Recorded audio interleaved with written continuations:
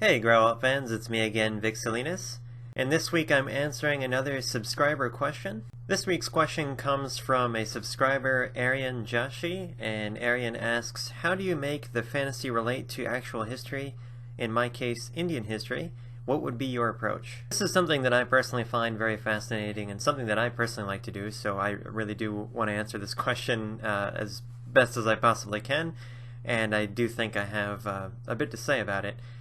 First of all, as you may know from watching a lot of my videos, I'm a very big proponent of using actual history and actual institutions, actual people, actual things as inspiration for writing a fictional setting, especially sci-fi and fantasy. And if I may use just a few moments to talk about myself a bit with the Grauwelt series, that's something that's based on Germanic or Norse myths, so talking about the myths and history of Germany, the Netherlands, Denmark, Norway, Sweden, Iceland, etc.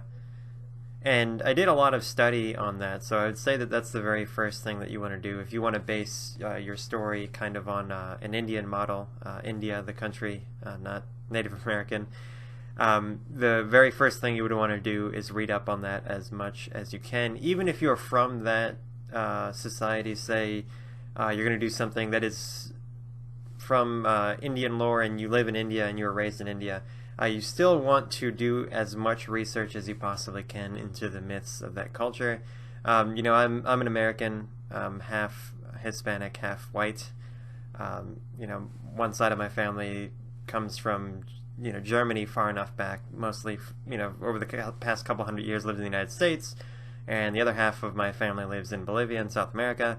And I know a lot about those myths, I know a lot about that history, but of course I don't know everything, no one knows everything. So even then, even if you were going to base something on the culture in which you live, you still want to get down to brass tacks and really study it with a critical eye towards what you can use specifically for your story. So that would be the first recommendation as to using real history as an approach to creating your own fictional universe. Now, that being said, I think that there are three different approaches you can take depending on what kind of story you're wanting to tell. The first one would be historical fiction.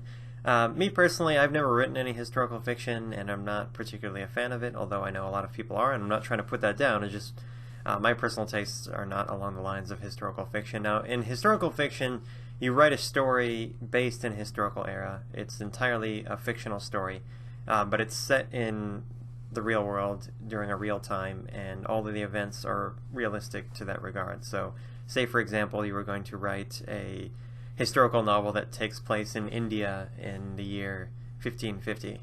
Okay, so you'd want to read as much as you can about 16th century India, and then you tell a story from the point of view of one or more characters that actually live in that setting, and all the things that happen to them are entirely realistic. Yes, those people may be Hindus or Muslims or Christians or what have you, or Buddhists, depending on where they live in that time era in India, what their beliefs are. They believe all of those things. They live in that kind of society, but there's no magic or anything because it's a historical novel and it's based on real-world physics and real-world happenings. So that would be one way to do that. The myths come through what people say and what they believe in a historical fiction novel, and they're not actually integral to the story as far as extending into the realm of physical possibility. The second approach would be to tell a story very similar to that, in a certain time frame, maybe an undisclosed time in the past, or the present, or the future for that matter, where the myths are actually real. So in this second kind of scenario, you tell the story of one or more characters that live either in historical, present, or future India, and they may or may not believe the many myths of that culture. But regardless of what they believe, the myths are actually real. They have a real effect. The gods and goddesses and demons and creatures and all the magical powers and things that relate to the Indian culture are actually real. Maybe the character is a practitioner of some form of magic or yogic practice or something like that. I can imagine some pretty cool possibilities. And so in this second approach, all of those things have a real bearing, not only on the story as far as what the characters say and believe and how they act based on that, but actually has a physical bearing on the world itself. So the world is transformed from what we know it now to a world in which all of these things are not only possible, but are really expressed through the action of the story and what the characters are capable of. And the third approach is kind of the one that I like the best because it allows you to have more latitude. You can pick and choose what you want. And again, I'll use Grauwelt as an example, and this will work equally well for something that's using Indian myth or any kind of myth.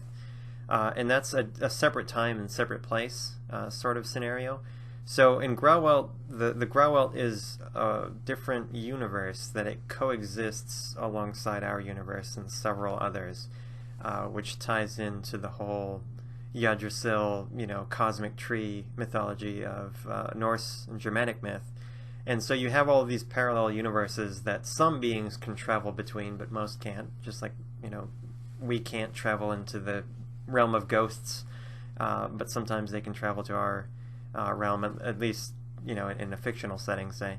And so I tried to make the Grauwelt universe based on these myths and parallel to those myths, but they're different. They're not verbatim exactly the way that the real-world myths tell them.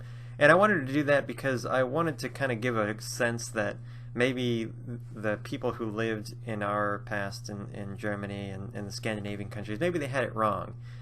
Maybe their retelling of the myths and the creatures and all these other worlds were off because they got it secondhand from someone and it was passed down generation and generation. So it's kind of like the telephone game where one person says something to another and they say the same thing to another. And by the time it gets down to a line of people, in this case generations of telling stories, it kind of transforms. So they're kind of separated from what actually is in these other universes, and so our conception of it is a little warped.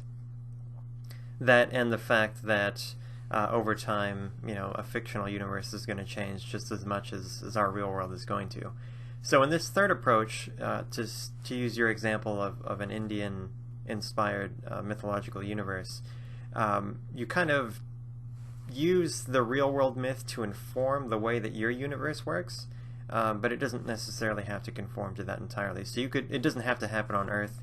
It could happen in some time, some when. It doesn't really have to tie into our world at all. But however, the myths and the way that people look and the way that they dress and the traditions that they have kind of allude to being inspired by what we would call Indian mythology, but in that world can be called whatever you want. Like the gods can have different names, they can have different attributes. You can kind of toy with all of the possibilities, and I like that a lot more because I do like to have the control to be able to change everything. I don't necessarily like to retell the same story that's already been told, but I like to use those elements and transform them in an entirely new way. You kind of have like a totally blank canvas, if you will, in this third mode. And then the colors that you pick are taken from palettes that exist already in real-world mythology, and you get to pick and choose what colors you want to make your painting. That's kind of the way that I would look at it. So to review that, 3 different modes you could use. One that's telling a historical narrative, a historical fiction that includes these Indian mythological elements in a real-world past.